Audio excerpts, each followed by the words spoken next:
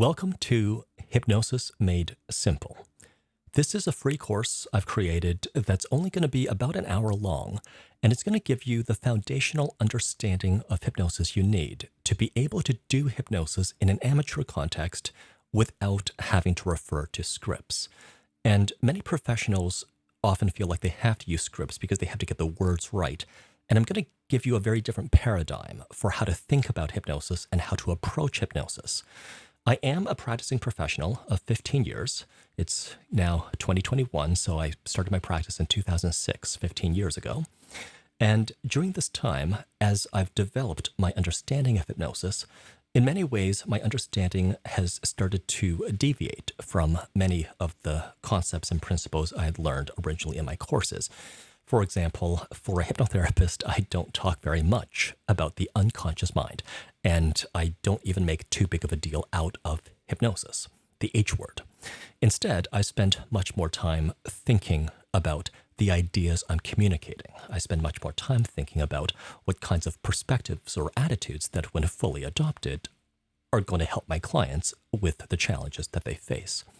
And although that kind of thinking and that kind of knowledge and insight can take years or decades or even a lifetime to master, the very basic foundations of hypnosis are simple enough that this course will allow you to practice on a friend, to help them at least relax, but probably to feel a little bit better about whatever challenges or stressors that they're facing. Too many people these days use their words carelessly or detrimentally, often to hurt, often to disparage. And I am very much in the business, if nothing else, of using words intentionally to help, to support, to benefit. And I'll be one to say that although you might never actually open a hypnosis practice to practice professionally, the words you speak to your loved ones, the words you speak to colleagues or even strangers or neighbors are going to affect them one way or another. And I wish to spread my knowledge so that those who complete this course are able to use their words intentionally to affect others for the better. If I achieve that, I'll be very happy. This course is intended to be just a very basic summary of the foundations of hypnosis or hypnotherapy.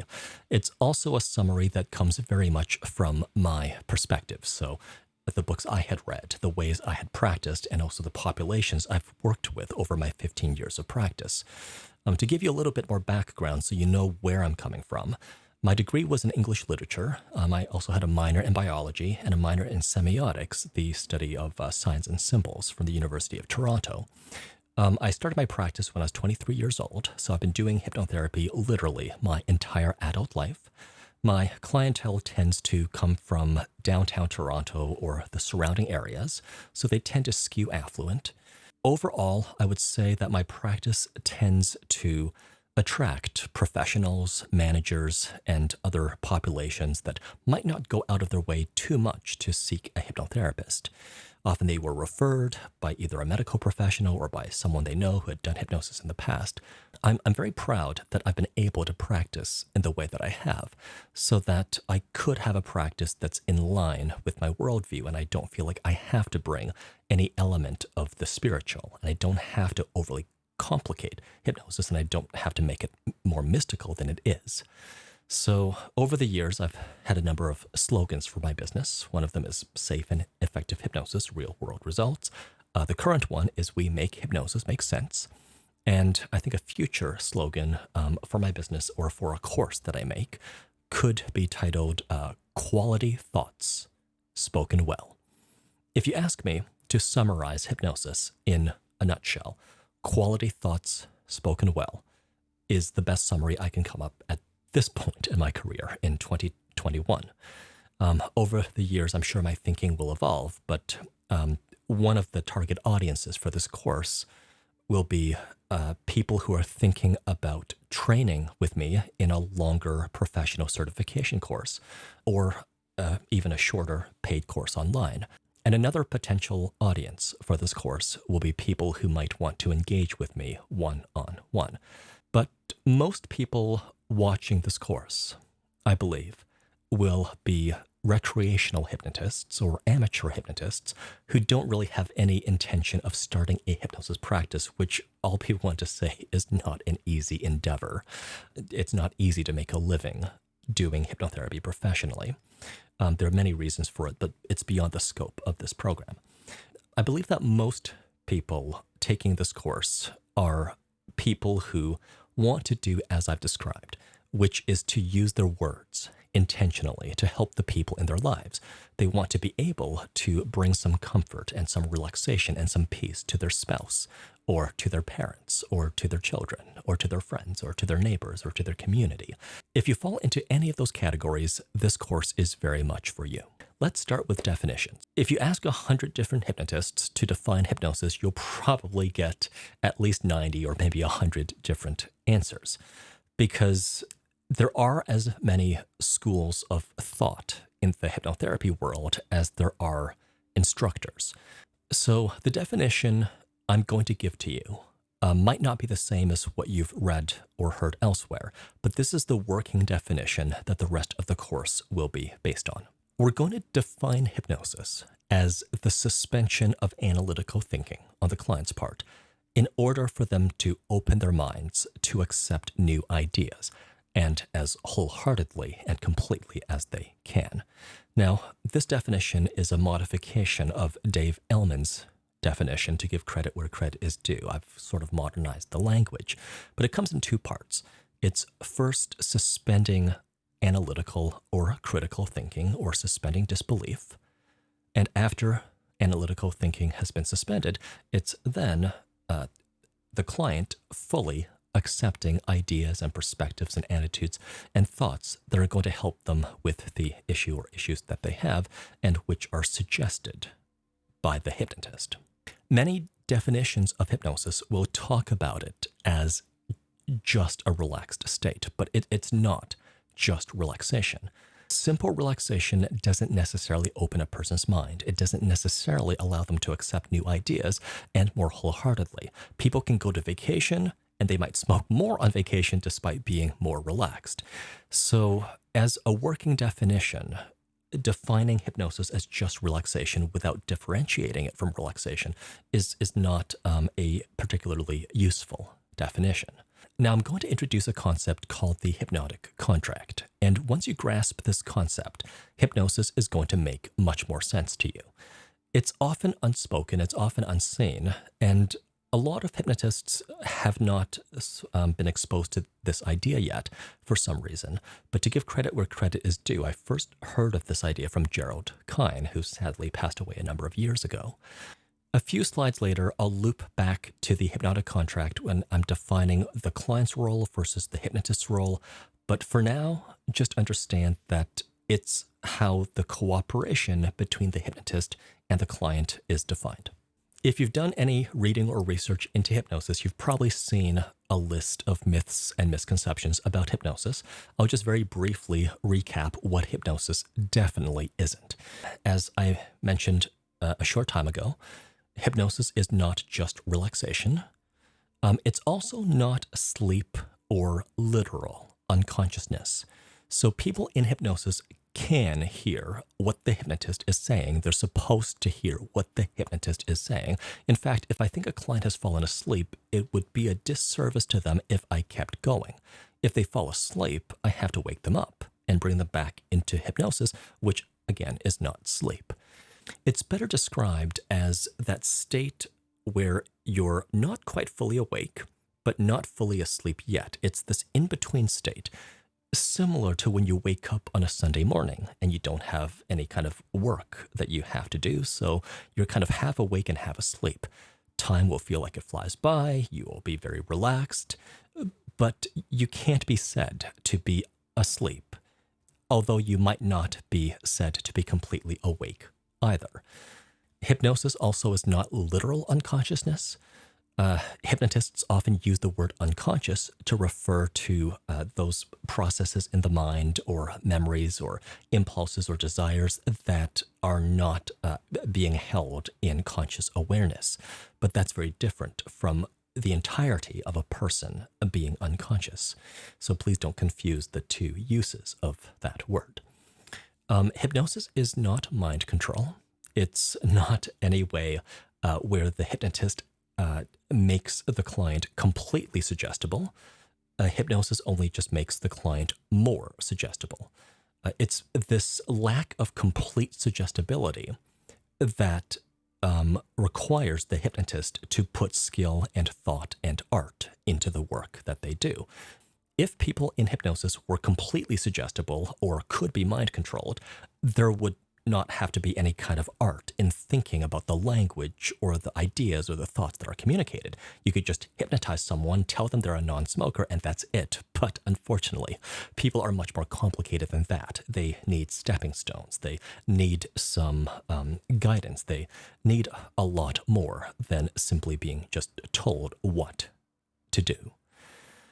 Hypnosis also is not deceit. It's not trickery. It doesn't depend on deceit or trickery to work. One running theme throughout this course is the one of cooperation and consent. Many people kind of believe that hypnotists have to fool people into being non-smokers. They have to trick people into thinking that the world's okay and that's why they can relax, but that's not the case. The world has enough that's true and reassuring, or true and comforting, or true and wonderful, or true and beautiful, or true and inspiring, that we don't have to make stuff up and we don't have to trick people. We just have to kind of turn the client's attention to all that is true and reassuring, or true and beautiful, and so on. So, although someone in hypnosis can be deceived and can be tricked, it's absolutely not necessary. Once the client catches wind of the idea that you're just kind of tricking them, it's going to break rapport, it's going to break the hypnotic contract, and that person will be very difficult to hypnotize in the future. And finally, hypnosis is not something that is unnatural. It's definitely not something that's supernatural. I never have been one and will never be one to ascribe supernatural abilities to someone who is hypnotized. But someone who's hypnotized is more suggestible than normal. They are more likely and willing to take on new, novel, even strange or bizarre ideas. So I believe that much of what people ascribe to the supernatural is better ascribed to the client taking on the suggestions of the hypnotist. So let's segue into what hypnosis can and cannot help with. Hypnosis is best used for changing attitudes, perspectives, or beliefs. I'll bring up 3 examples for what hypnosis can and cannot help with. In the context of smoking cessation, there is the mental component and there's also the physical component. Now, I do believe that sometimes the physical aspect of a smoking habit is exaggerated. That the mental side doesn't get enough credit. And there are many reasons for it. But one of the reasons is it is easier to kind of give people a pill or a product than it is to kind of teach them how a non-smoker lives and thinks and reacts. But hypnosis, in many ways, when it works for smoking cessation, teaches people how a non-smoker lives and thinks and reacts. So that's where hypnosis can help a smoker, but there is going to be, in most cases, a physical component which hypnosis can't address. It can help people tolerate withdrawal. It can help people keep their chin up. It can help people stay more positive as they go through withdrawal, so the withdrawal doesn't have to feel as difficult or challenging as if one doesn't have those attitudes. But in many cases, it's a matter of tolerating the cravings and the difficulty and the withdrawal than it is completely eliminating them, the way that, for example, a slow withdrawal schedule using nicotine replacement therapy can. To give you another example, when it comes to weight loss, hypnosis can help you change your self-image. It can help you change your relationship to food or how you feel about food or what you use food for, but it can't make calories vanish after you consume them. It can't increase your metabolism. In short, it can't let you have your cake and eat it too. And hypnosis can help you to relax, but it can't change the 24-hour news cycle where there's always something new to be alarmed at or stressed out by every 24 hours. It can perhaps help you focus on what is true and inspiring, or true and wonderful, or true and reassuring, but it will just be one influence on your life. It will never be the only influence on your life. Now, I can't teach you how to hypnotize without starting with the risks of hypnosis. And one of the myths often shared by professional practitioners is that hypnosis is totally and completely safe. And that statement is not entirely untrue, but it's a little disingenuous, because someone going into hypnosis and then coming back out again has very, very, very little risk, or possibly even zero risk, of any kind of harm or damage being done to them. But no one ever just goes into hypnosis and then comes right back out again. After going into hypnosis, the purpose of each session is to begin accepting new perspectives, new worldviews, new attitudes, new ideas. And there is such a thing as bad ideas. There is such a thing as bad thinking. There is such a thing as thoughts and attitudes that are detrimental to a person. Please keep in mind that people in hypnosis are, by definition, more suggestible. They have suspended their analytical thinking. You've asked them to, and they're doing so because they trust you to do the thinking for them. This means that bad ideas or hurtful words have more of an impact during hypnosis than they usually might.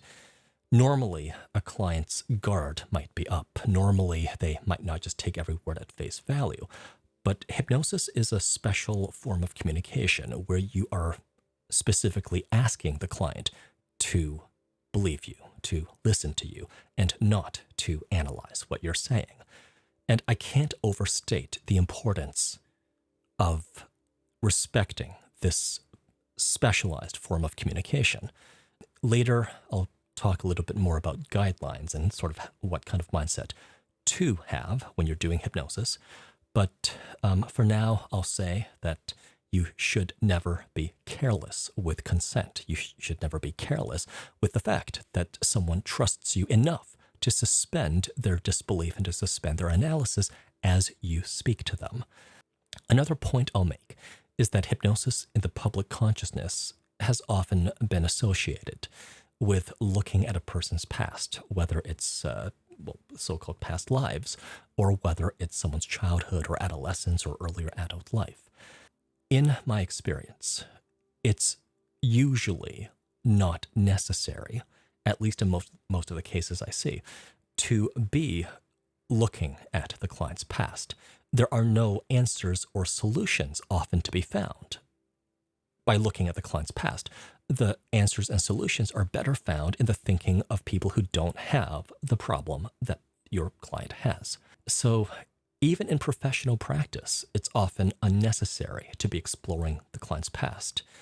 One additional risk is that there is the possibility of re-traumatizing someone if they have had a history of trauma and unexpectedly a memory they had filed away at the back of their heads comes back to the forefront again, and they have to deal with all of that all over again. So let's leave that to psychotherapists. Let's leave that to psychologists. Let's leave that to professional relationships where the expectation is that such memories will be unpacked over a much longer time span than the typical course of hypnotherapy, or in the kind of work that you do, just kind of amateur or recreational hypnosis. Earlier, I mentioned I'd be looping back around to this concept of the hypnotic contract. And I also mentioned how important this idea is. So I'll articulate this often unspoken agreement in a bit more detail. The hypnotist's role, so your role, is to put the client's best interests first.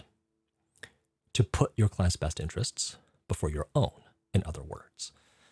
And then to use the best of your ability, the best of your experience or practice or readings or knowledge to help the client achieve their goals. And it's in consideration of this that your client is being asked to suspend their analytical thinking, to cooperate with you and to fully accept and embrace what you're saying. So this is the quite unique relationship between a hypnotist and a client. The fact that the client's suspended analytical thinking cannot be taken for granted. It is because they trust you enough to be thinking on their behalf, to have their best interests in mind, that they are suspending their analytical thinking. This hypnotic contract, again, it's often unspoken, but you can make it explicit to anyone you're hypnotizing. If they have any doubts or worries or fears, you could kind of bring up that this is going to be the relationship that you'll have with them.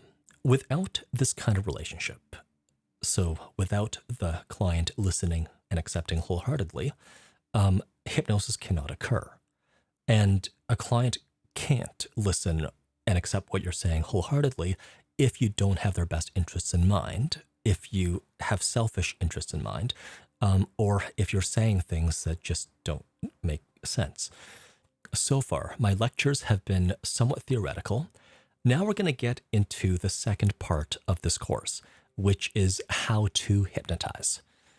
I hope you can appreciate why I started with the foundations of what hypnosis is and what it isn't, because that lays the groundwork for the upcoming lectures. First, we'll talk about how to prepare your client for hypnosis.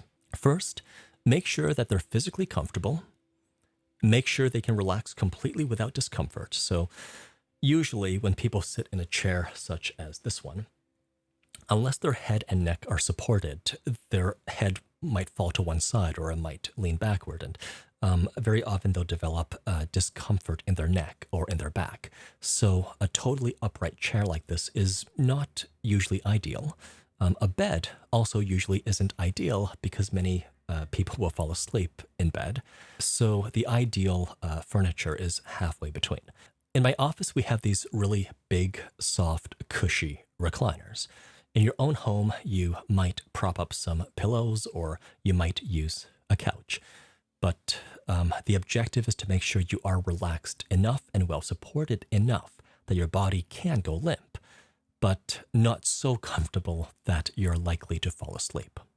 You also want to make sure that your client understands what hypnosis is and what it isn't, that they know what to expect. Because usually someone who's being hypnotized for the first time will be constantly questioning whether they're doing it correctly, whether they're really hypnotized, whether it's working for them. And the best way to prevent that line of thinking is to preempt it by explaining that they're not supposed to be asleep. They are supposed to be responding to what you're saying. It's not magic and it's not mind control. And finally, in order to ensure that you have the client's full informed consent, not just to hypnotize them, but to deliver a specific set of messages, you and they would have to work out what those messages will be. A few lectures later in this course, I'm going to give you some tips and guidelines and some examples, but it is important not to take consent to hypnotize as blanket consent to say literally anything when your client's hypnotized.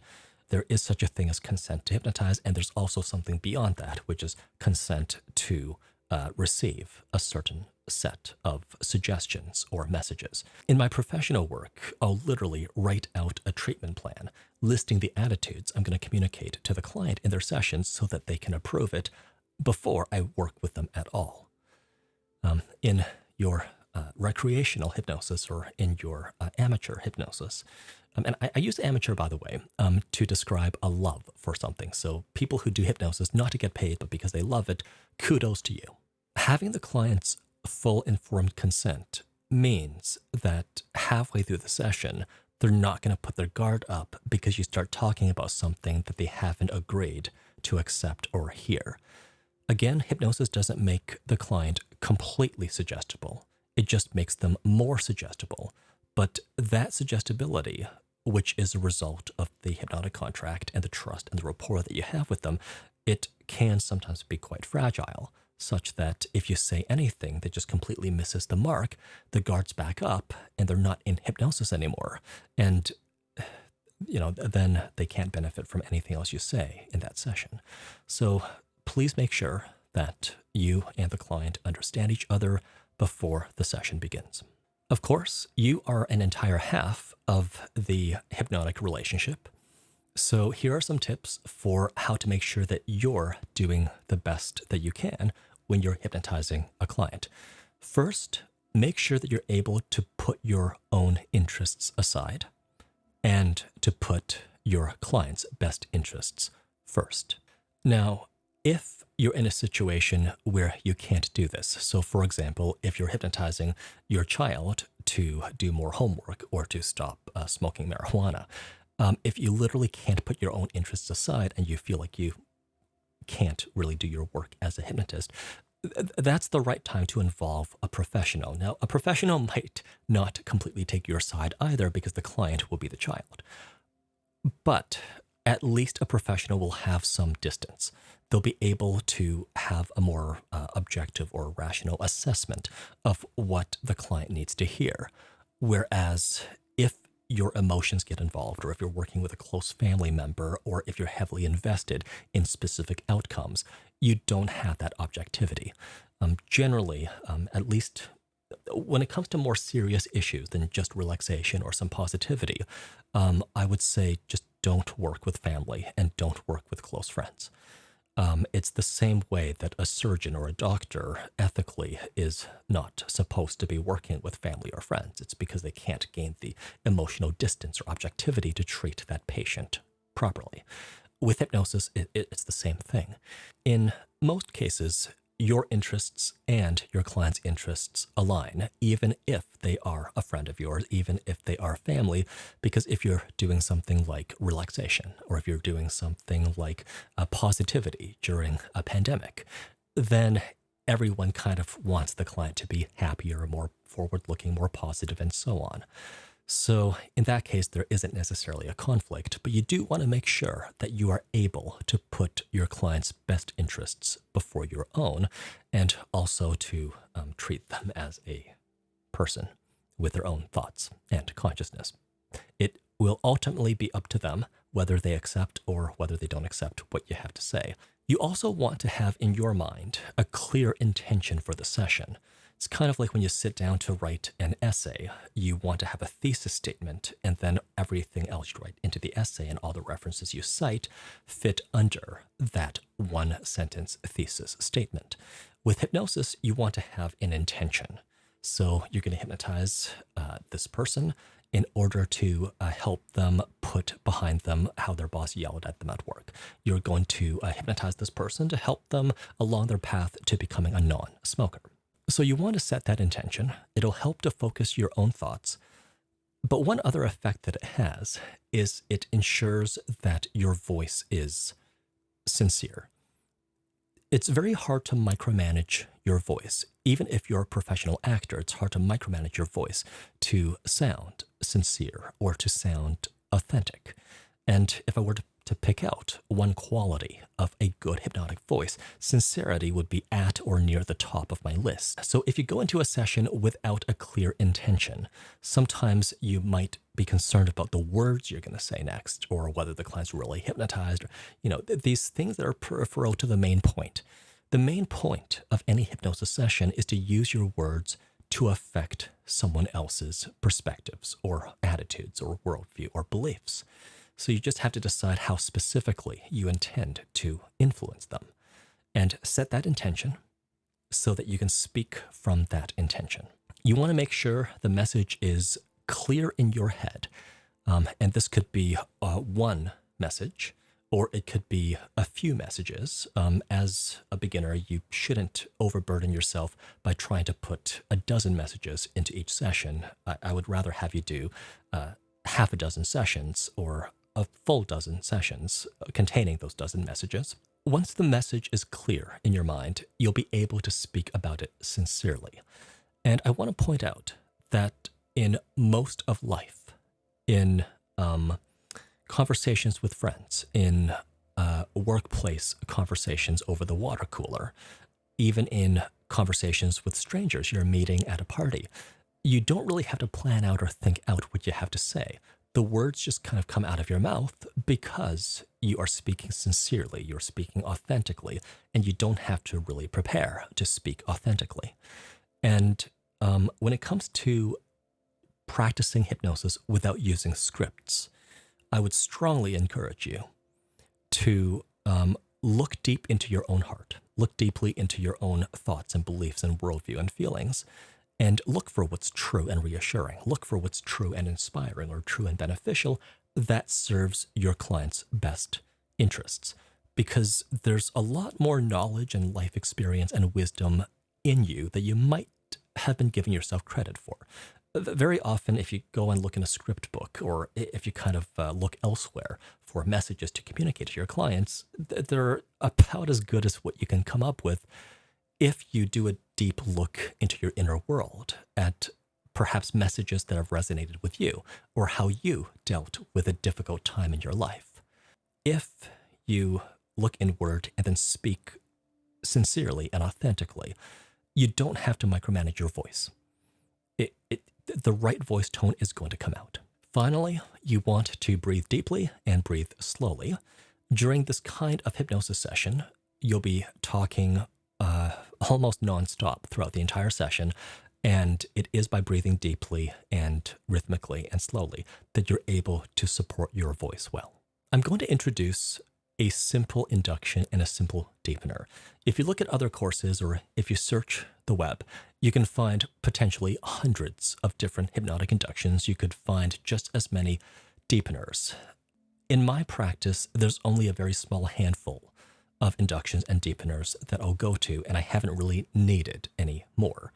I do think that often new practitioners put too much emphasis on knowing a large number of inductions, while I would steer you away from tools or techniques or even what you might call tricks. I would steer you instead toward a focus on all that is true and reassuring, or true and inspiring, or true and motivating, much of which you can find by searching your own inner world. Broadly speaking, a hypnotic induction is how you get someone from their normal waking state of mind into hypnosis, where their disbelief or analysis is suspended, where they are focused inward, where they are relaxed, and where they are listening to the words you have to say. The most common induction is the one that's often associated with hypnosis in the public consciousness, and that's called the progressive relaxation induction. That's the one I'm going to talk about because it's one that you can do without having to memorize a script. To do the progressive relaxation induction, you'll essentially be using your client's body as a script. You'll start perhaps with the top of their head, or their scalp, or their forehead, and you'll start by saying that that part of their body is beginning to relax. So it'll sound like your forehead is beginning to relax. It's beginning to soften. Any stress or tension that was there is beginning now to dissipate as a nice, smooth sense of softness and comfort fills the muscles of your forehead. Now, that little demonstration contains perhaps more complex language than you really need to include. If you just simply say, now your forehead is beginning to relax, it's beginning to soften, and it's beginning to feel good. That's good enough. I don't want you focusing too much on the exact words because, again, it's the intent that matters, and I trust that the words are going to come to you. You know how to speak. At this point in your life, you've had many, many, many more years practicing just talking without a script than you have hours or days practicing talking with a script. So please talk without a script. Then you might look down and you see the client has eyelids and eyebrows, and they have eyes, which at this point you'll probably have asked the client to close. Then you'll say, okay, now that's perfect. Now all the muscles around your eyebrows and your eyes and your eyelids are beginning to relax too. They're beginning to soften, and you can simply feel good as you feel that softness around your eyes and in your eyes. Okay, so now we're halfway down the face. Then you might talk about how their jaw is beginning to relax, to soften, to feel good. And then their neck, and essentially you just go down their body. You'll go down to the shoulders, their back, their upper arms, their forearms, their hands, their abdomen, down to the bottoms of their feet. Now, I've kind of skimmed over the last part, but you could easily spend 5 minutes or 7 minutes going from the top of their head to the bottoms of their feet, describing how each part of their body is relaxing. Now, if your client is unlucky enough that they can't just process an instruction to relax, what you can have them do is you can have them tense the muscle first, because they can certainly believe that. And then after tensing the muscle, you have them let go of the tension and just continue to keep letting go to see if they can get the muscle to relax beyond its initial state, which in most cases they can. So that's the progressive relaxation induction. It's very, very simple. Every time I do this, the words come out somewhat differently. But like I said, the words don't matter. It's the intent to relax each muscle from head to toe that matters. After the induction, traditionally, a hypnotist will do something called a deepener. Please don't make too big of a deal out of hypnotic depth. It's also not the same as depth of relaxation. Hypnotic depth is a measure of how unusual or how bizarre of a suggestion a client can accept uncritically. The simplest deepener I can teach you is also one of the most common, and it's simply to count down from 10 or 20 or any other number you choose. If you want to embellish upon the countdown, you might suggest the client's going down an elevator or that they're taking steps down a staircase. But the structure of this deepener is a countdown from a number down to 1. Once you have the client in hypnosis, we get to the most important part. The important part is not the induction. The important part is after the client has opened their mind and their heart to what you have to say. What do you then say? Now, when you first start practicing hypnosis, you might only be able to speak at length for a few minutes, or maybe 10 or 15 minutes. You might not be able to speak for a full 30 or 40 minutes the way a professional practitioner might. The demonstration I'm going to do toward the end of this course is going to demonstrate that in a very short session, you can cause quite a bit more comfort and relaxation and positivity. So your sessions don't have to run into the 30 or 40 or 50 minutes that professional sessions usually do. While learning how to speak hypnotically can take a lifetime to master, beginning to speak hypnotically doesn't have to take nearly as long. This is one of those practices that is deceptively simple, in that the principles seem quite obvious once explained, but to put them into practice artfully can take years or decades of practice. This is kind of one of the differences between a professional and an amateur, in that the professional can speak more fluidly, at length, and know what to say, whereas the amateur often finds themselves struggling with words, and that's often why they rely on scripts. But I've never used scripts in professional practice, well, save for some inductions, but when it comes to the suggestions, I've never used scripts. And I don't believe you have to either, because I'm advising you to speak from the heart, speak with intention, speak what you already understand to be true and reassuring, or true and beneficial. The first guideline I'm going to give to you is to speak in simple but complete sentences. So speak as you would speak to a 6-year-old. Speak without using very long sentences or very complex sentence structures or complicated words. Speak concretely. Speak simply, but also speak not in phrases or words, but in complete sentences. When you phrase your suggestions, you want to be speaking in the present tense. I know there is the stereotype that hypnotists are always telling you what you will do, but it is much more resonant to speak about current realities. Often the idea that one will do something just means that tomorrow they'll kick the can further down the road. And also, speaking about the past, you might do a little bit, but the past is it's just water under a bridge. What's immediately perceivable, what one can experience in real time, is the present moment.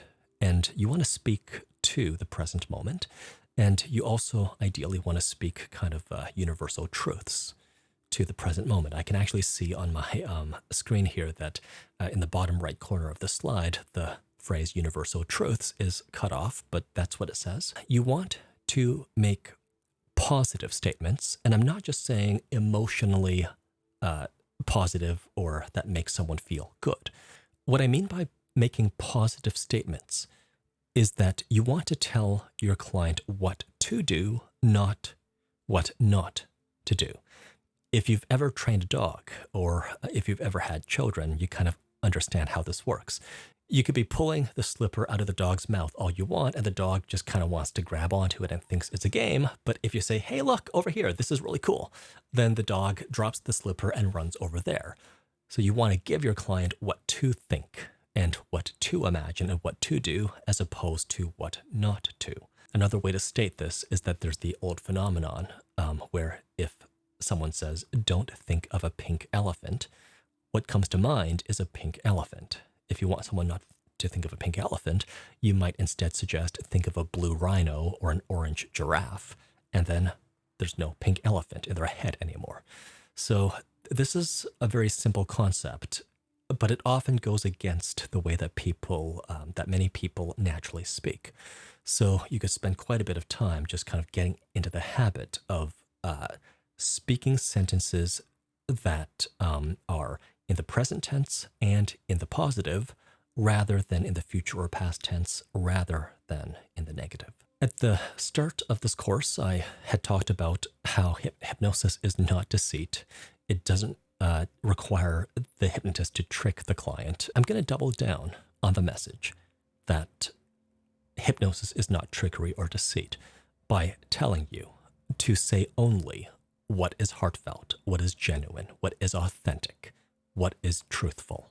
Several times in this course, I've talked about speaking what is true and reassuring or true and beneficial under the idea that you don't have to make stuff up because there is enough under each person's nose to look at, to focus on, to bring our attention to, that we don't have to start making things up. Finally, you want to speak to the client's capabilities, so what they can do. And this veers a little bit into Ericksonian or permissive, or sometimes stated as a conversational hypnosis, in that it is more of a permissive approach than it is an authoritative or even authoritarian approach. An authoritarian approach will tell the client, this is the way it is, this is what you must do. A permissive approach says more, well, here's what you can do, here's what you're capable of achieving. And, in the Western world, most of us are, if not outright anti-authoritarian, at least we can appreciate having some say in our decisions and having some choice in the matters that are important to us. What that might sound like is that rather than simply stating, mind over matter is working for you. Now, that's perfectly legitimate, but as an alternative style, you might suggest, and now you might begin to notice that mind over matter can work for you. The first statement was more of an authoritative style, where I just straight up said what is. And the second demonstration is more of the permissive style, where I kind of more gently suggest and I invite or give permission to the client to notice something. The last point, the part that's cut off by the video in the bottom right corner, is speaking to universal truths. And this is often much easier said than done. If you have had a lot of life experience, or if you have read many books, or if you're widely traveled, this might be a bit easier for you. To continue the topic of what to suggest when the client's hypnotized, in the previous lecture, I talked about some guidelines for how to phrase things, but here I'm going to take a broader view of what ideas you might communicate. One general guideline is to think in terms of attitudes held by people who do not have the client's problem. So if you're helping someone become a non-smoker and you're a non-smoker, think about your own attitudes toward cigarettes. And you don't have to exaggerate. You probably aren't completely disgusted by tobacco. You just feel like you don't need it and you don't particularly want it, and you have much better ways to relax or feel good or spend your money. So it's in those kinds of attitudes that you can find substance for your suggestions. So I'll pick one of them. It's that you don't need tobacco. Now, no one's born needing tobacco. No one really needs tobacco. Even people who are heavy smokers are not going to die or suffer severe health problems if they suddenly quit cold turkey. They'll just be uncomfortable for a few days or for a few weeks. So as a general rule, if in your own thinking or your own worldview, there is substance for you to communicate to the client, I would have you start with that. If you experience the same problem or problems that the client has, then you might kind of have to take a step back and speculate as to the attitudes or the perspectives that would help someone in your shared situation. Generally, I'm advising you not to look so much at the problem, but to look instead at the thinking and the perspectives and the attitudes held by people who do not have the problem. There's just much more substance to be found in the thinking of people who don't have the problem that you're working with. In a way, you're kind of teaching your client how to think. And it's a very humanistic way of engaging with a client because you're not pathologizing them. You're not saying that they're bad for smoking cigarettes. You're not saying they're somehow broken or disordered for eating too much food or not having the motivation to exercise. You're saying that they just simply had no one to pull them aside and say, hey, here's how healthier people do it. Here's how people have thought to quit smoking in the past, or here's how I think when I can motivate myself to get up in the morning to go for a jog. It's working under the idea that people are lifelong learners and they can take on new perspectives and attitudes, not just skills and knowledge in adult life to improve themselves. I'll give you some examples of some so-called universal truths or universally beneficial suggestions that I find all of my clients, literally all of them, benefit from. No matter what the presenting issue is, to have these beliefs and ideas as foundations is going to help them. The first one is that mind over matter is a real phenomenon for you. And by the time you're giving a suggestion like this, you'll have taken them through the induction and then the deepener. They usually will be much more relaxed than at the very start. And by consuming nothing other than some air and some good ideas about what they can achieve. So even after an induction, they have demonstrated that mind over matter works for them. And one suggestion I usually start with points this out. So I point out that at this point, mind over matter is now lived experience. It's not just a hypothetical. It's now something you've done. And it means that for the rest of your life, you never just have to be subject to your body's feelings. Instead, you can cause comfort. You can cause relaxation. Another universal idea that I communicate is that you have fundamental, inviolable human worth. That everyone who's human, and in fact, more broadly than that, everything that's alive, even a tree or a bird or a squirrel, has fundamental value. There's no such thing as something that's alive and worthless, or someone who's human and worthless. I know often people will abuse others by calling them worthless, but that's abuse. That's not information. If you happen to know that the person you're working with has received those kinds of detrimental messages, they especially need to hear this message, that they have fundamental, inviolable human worth. But I think everyone needs the reminder sometimes, especially since in the modern world, we're often treated as cogs in a machine or consumers, or more akin to robots and calculators than like forests and birds and squirrels. But we are alive. We count among all creation and all life on this planet. So it's entirely unfair to say our worth depends on our productivity. It's much more fair to say our worth is fundamental and intrinsic and inviolable. If you're listening and you know someone who lacks self-worth or feels like they are not deserving of joy or happiness, they're somehow excluding themselves from the rest of humanity and the rest of life, and they need to hear this message. The last one, which is a bit cut off, is you will treat yourself as kindly as a close friend. Or in other words, you'll uphold one standard for what a human being deserves or how a human being should be treated. And often when I say you'll treat yourself kindly, I mean in the privacy of your own mind. It's a place that no one else can really look into. It's a place where you kind of often feel like you have thoughts you'll never express. And I won't really speculate too much about what's in your inner world or what's in the privacy of your mind, but I do know that many people will essentially verbally abuse themselves inside their own heads. And I'm one to say that it's not necessary. That in the privacy of your own mind, you can also be your own biggest supporter. You can be kind to yourself. You can be understanding and forgiving even when you do make mistakes. And in doing so, you're joining the professional athletes of the world and any kind of leader, really, who has to become self-validating in order to lead. It's not somehow more isolating. It's not somehow going to make someone worse off if they are self-validating. It is instead going to make them more of a leader.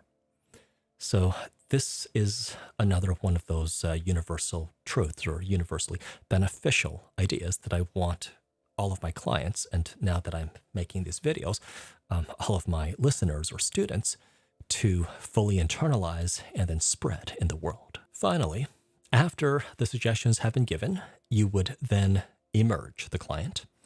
And emergence in many ways is the very opposite of the induction.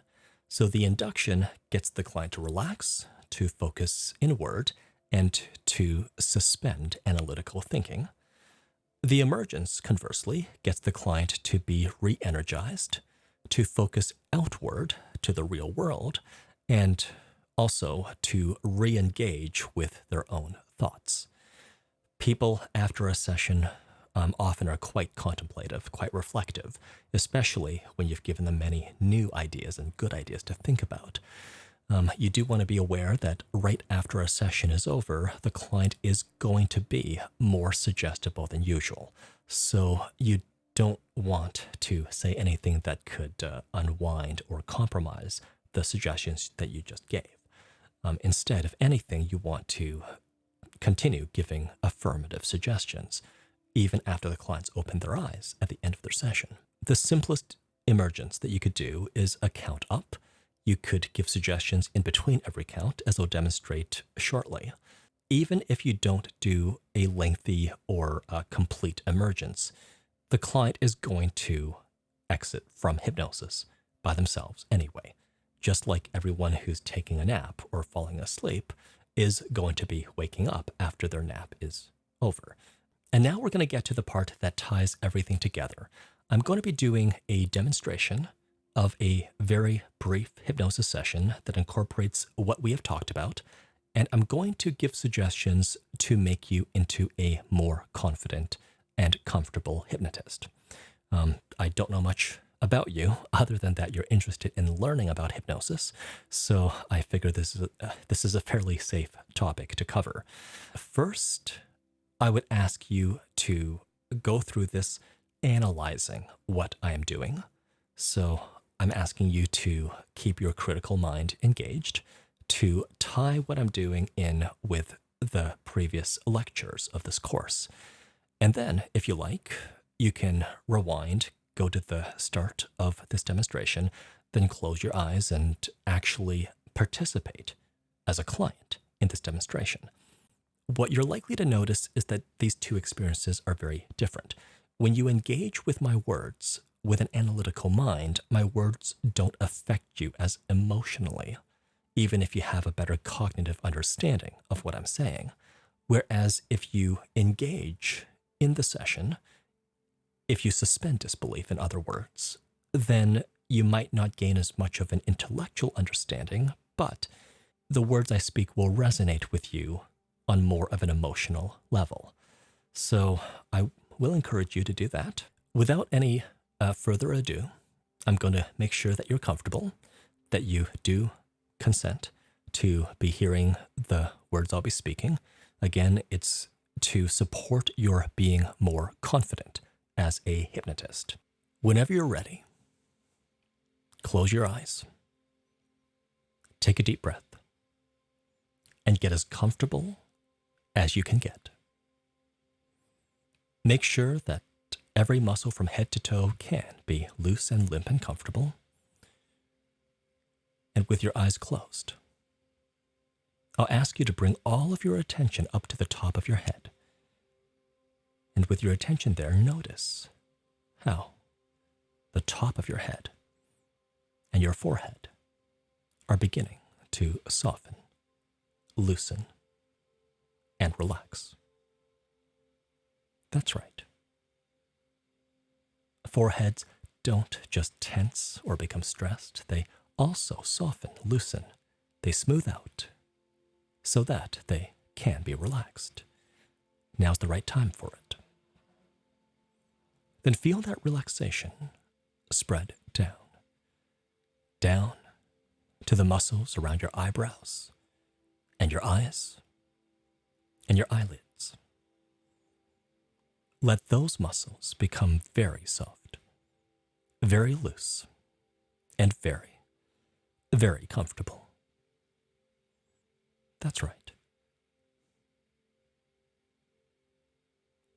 Then that relaxation begins to spread down to your cheeks, and down to your jaw. All the muscles of your jaw and all the muscles around your mouth can also become soft and loose and comfortable. They've done plenty already today, and now's their chance to take a break, to feel good. That's right. Already, mind over matter is beginning to work for you. You're both the cause and the observer of your own relaxation, and you can absolutely take credit for that. Then feel that relaxation spread from your jaw down to your neck. Your neck is also beginning to soften, relax, and loosen.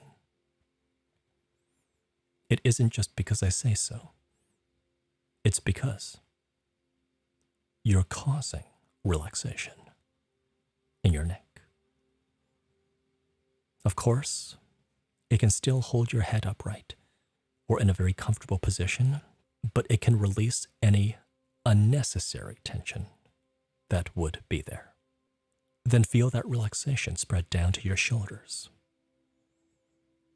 And the muscles of your shoulders can become very soft, very loose, and very, very, very comfortable. That's right. They have no burdens. They have no need, maybe even no desire at all to tense. So they can be at rest.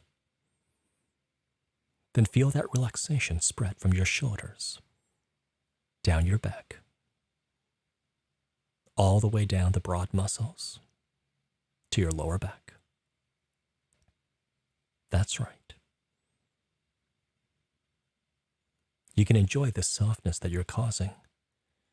Then feel it spread. Back up to your shoulders and down your arms now. The softness spreads down to your biceps and triceps, down to your forearms, down into your hands, and all the way down to the tips of your fingers. That's right. Then feel that relaxation spread down into your lower body. Your upper body has done such a good job of relaxing, and now your hips can also begin to feel soft, loose, and comfortable. That's right. Then feel the relaxation spread deeper down into your legs.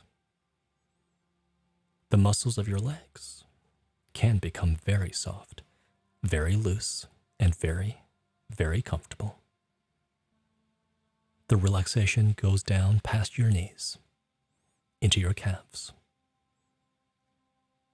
The muscles there soften, and the relaxation goes deeper down, past your ankles, into your feet, down to the tips of your toes, so that from head to toe, all the muscles are very soft, very loose, and very comfortable, because mind over matter is a very real phenomenon for you too. Then, imagine you're going down a giant, plush elevator platform that's going to do the rest of the work to relax you as deep as you can go today. We're starting at 10, and you're well supported as the elevator begins to go deeper down to 9,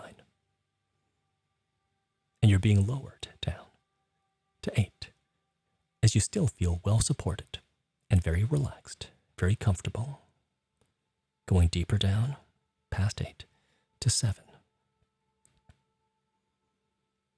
and deeper again down to 6, 5, feeling comfortable as you go deeper down to 4, 3, then slowing down to 2, and 1. Here, the platform stops. Here you found yourself in a comfortable place where it is easier to take on new ideas and feel the good feelings. It isn't just that mind over matter works for you.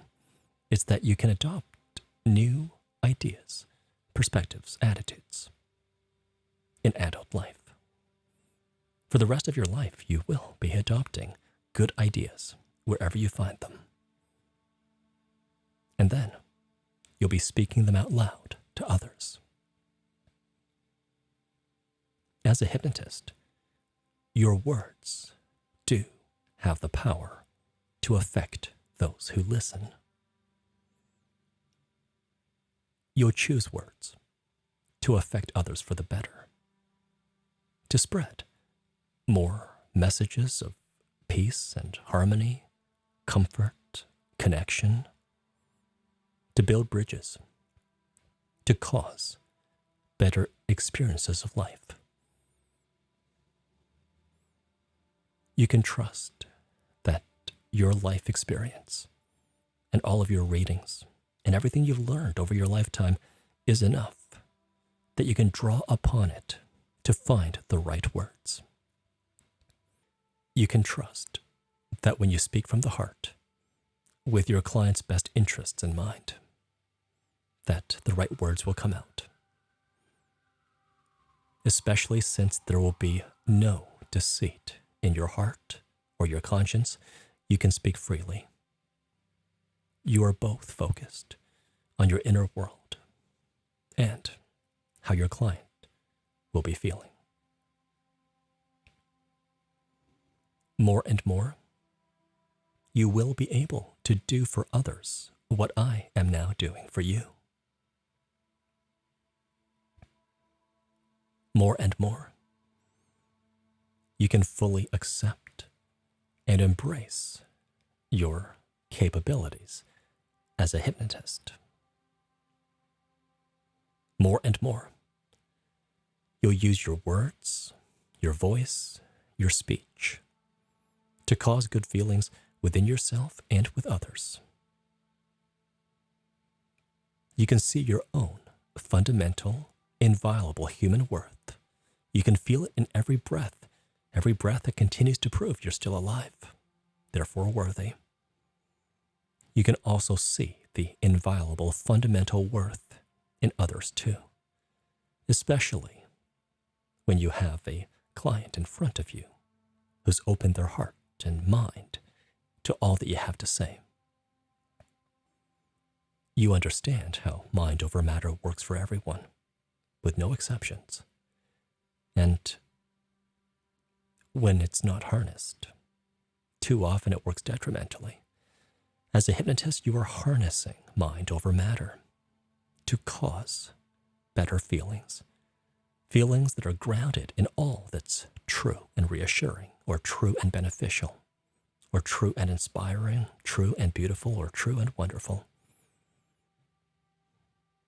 In your inner world, in the inner world of anyone you work with, or in the world out there, there's plenty that's true and good, that you never have to make anything up. You can simply point out where to look. In the privacy of your own mind, you'll treat yourself kindly. You'll treat yourself warmly. You'll treat yourself to the same standard that you would treat a friend who's in your situation. This is only fair. To uphold one single standard for how a human being is treated is fair. Anything less would not be. It means that you won't just be your own worst critic. You'll also be your own biggest supporter and a voice of encouragement and praise. You'll join the professional athletes of the world in doing so. As you do this, you might find yourself having confidence and faith that those who listen to you can also become their own best sources of encouragement and positivity and praise, so that they too can be leaders in their own right. The words you speak do have that power, especially among those who listen. Take a moment to give yourself credit for your ability to say words that comfort, to find ideas that bring some joy, that express some kindness, that remind others of all that is good about them or in the world. You won't be among those people who use words detrimentally to hurt or to tear down, and instead you'll be among those who use words beneficially to heal, to educate, to enlighten, to build, to create. You can count yourself among the hypnotists for using words beneficially like this. Over time, it's only fair to predict that you'll get better and better at using your words intentionally. It's fair to predict that you'll become more comfortable with the process of hypnotizing.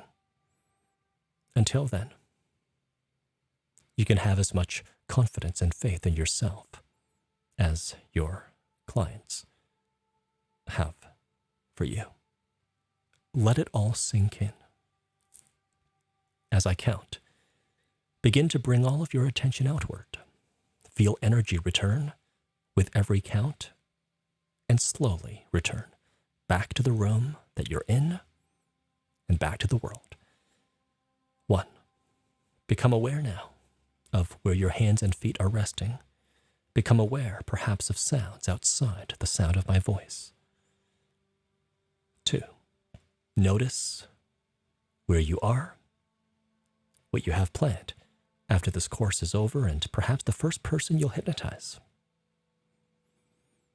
3. You are emerging with more confidence in yourself, in your ability to hypnotize, and your ability to speak in ways that do good in this world. You are emerging, perhaps with a new eagerness, when you look forward to taking everything you've learned today and putting it into practice. 4. Then feel a huge wave of energy start from the bottoms of your feet and go all of the way up to the top of your head, making you feel energized, making you feel refreshed, and making you feel wonderful in every way, knowing that you've made a change and ready to come back to this room and back to the world. On 5. Then open your eyes and welcome back. Again, feel free to go back to the start of this lesson and redo the session either with an analytical mind or by participating, whichever one is the opposite of what you had done first. That brings us to the conclusion of this course. I did say it would be a short one, but this, of course, does not have to be the end. I very much believe in learning a little bit and then practicing a lot, and then learning a little bit more, then practicing a lot more. Now that you've learned how to hypnotize, and by looking inward rather than using scripts, please go out there, do good work, hypnotize your friends, hypnotize anyone who would listen. Use your speech to positively affect others, because certainly there's enough speech in the world that detrimentally affects others. You might as well do your part in intentionally spreading good ideas. If you don't have any practice partners, it's perfectly legitimate to use a voice recorder to self-assess or to hypnotize yourself, such that when you're recording, you're putting on your hypnotist hat, and when you're listening, you put on the client hat. Just be mindful that everyone hates their own voice. I don't especially like my voice either, even though I often am complimented on it. If you ever get to the point where you love your voice, then you're far ahead of even professional speakers. Everything I've shared here is really just the tip of the iceberg when it comes to my understanding of hypnosis as well as my practice. I do have a number of free and paid online resources where you can learn more. There is my YouTube channel under the name Morpheus Hypnosis. There are some free sessions there. There are some short talks that I give about topics that I think are worth talking about. If you are in Toronto or able to come to Toronto, once in a while I will teach live classes, and they're very small workshops with only 4 to 6 students. You can also contact my practice, the Morpheus Clinic for Hypnosis, for more information about sessions with me, which I can do either in person or online. At some point in my career, I'm going to release at least one book. I'm going to be taking some of the ideas introduced in this foundational course and making it a much longer course, possibly released in the same place where you're listening right now. In any situation, I've been around for 15 years. I'm probably going to be around for a while longer. So you'll be able to find me. If you have any questions, just please contact us and we'll get back to you. Again, it's Luke Chow from the Morpheus Clinic for Hypnosis in Toronto, Canada, where we make hypnosis make sense.